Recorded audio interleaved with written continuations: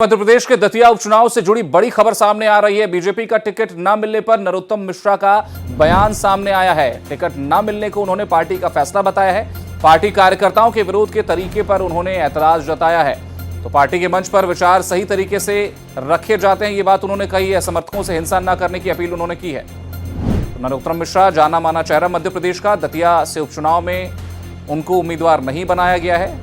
BJP का ticket न मिलने से वो स्पष्ट तौर पर देखा जाए, हालांकि उन्होंने नाराजगी नहीं, उन्होंने साफ तौर पर यह कहा है कि ये पार्टी का फैसला है और जो कार्यकर्ता विरोध कर रहे हैं उनके तरीके पर नरोत्तम मिश्रा ने अपना ऐतराज जताया है। उन्होंने कहा है कि पार्टी का फैसला है और वो उस फैसले के साथ खड़े हैं।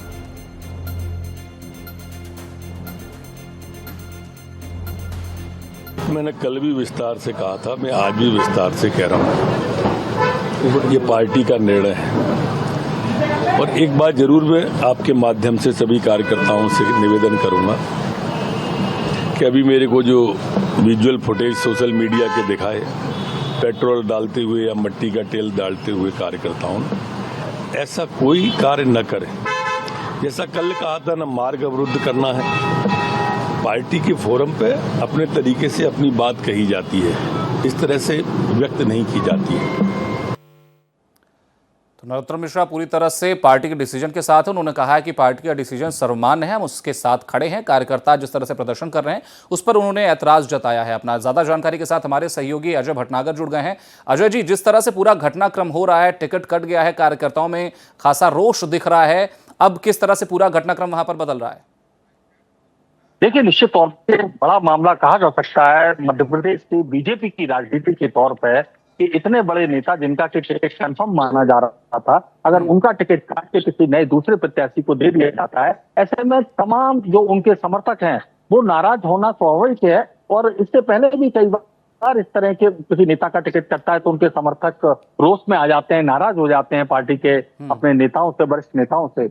मगर साफ तौर पर जिस तरह से पार्टी डैमेज कंट्रोल करती है और बीजेपी इसमें महारत हासिल कर चुकी है, इसीलिए नरोत्तम मिश्रा ने खुद आकर ये बयान दिया है। इसके अलावा उप मुख्यमंत्री जगदीश देवड़ा, जो हमारे सूत्रों से खबर मिल रही है कि वो दतिया पहुंच सकते हैं। और अभी जो जानकारी मिल रही है दतिया में, सभी सामान्य हो चुका है।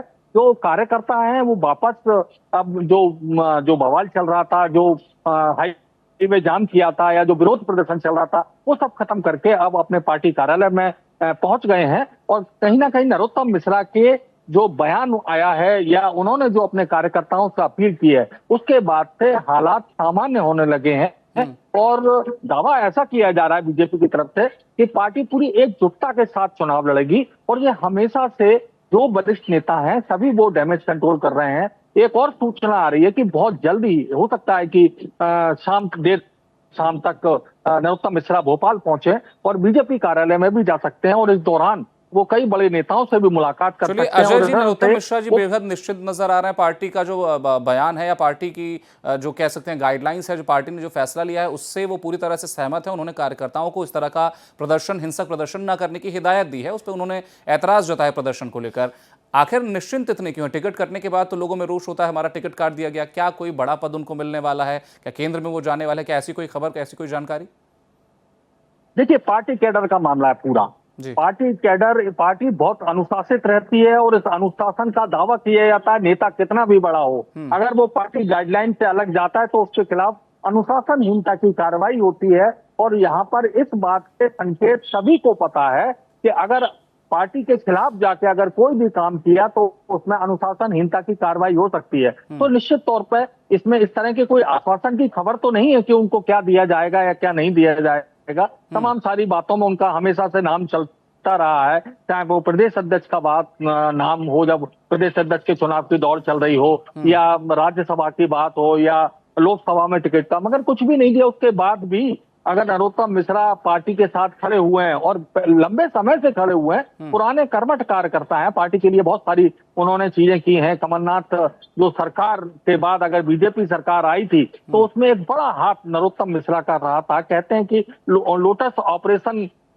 ऑपरेशन लोटस का जो पूरा सूत्रधार थे वो नरोत्तम मिश्रा थे। तो तमाम सारे ऐसे काम किए हैं पार्टी हित में। तो वो इस तरह का कोई भी कदम पार्टी नहीं सहन करेगी। चलिए बिल्कुल इस अजय बात जी, के अब देखने संकेत वाली बात यही है कि दतिया से चुनाव नहीं लड़ रहे नरोत्तम मिश्रा, लेकिन उनके न लड़ने से कितना फर्क पड़ता है इस चुनाव में, ये देखने वाली बात है। फिलहाल हमारे साथ जुड़ने के लिए और जानकारी साझा करने के लिए धन्यवाद आपका।